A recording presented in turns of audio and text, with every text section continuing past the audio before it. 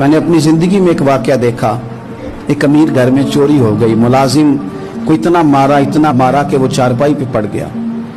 Police वालों से इतनी मार पड़वाई गई कि वो बेचारा चारपाई पे पड़ गया। और फिर वो इतना बीमार हुआ और कुछ दिनों के बाद पता चल गया कि चोर तो अपना बेटा है उनका। फिर उसका इंतकाल हो गया। अब वो सेठ साहब और घर वाले आके ना मरने वाले के कान में माफिया मांग रहे हैं, कान में। तो मैंने उनसे फिर कहा था कि ये तो अब चला गया है। तुम्हारा जोर चलता था ना, तो तुमने कानून खरीदा और तुमने इससे जितना हो सका तुमने इसे मार पड़वाई। तुम्हारे पास जो अदालतें थी तुमने वहां कार्रवाई की। अब एक अदालत क़यामत के दिन लगेगी। ये कमजोर था ना, कुछ कर नहीं सका।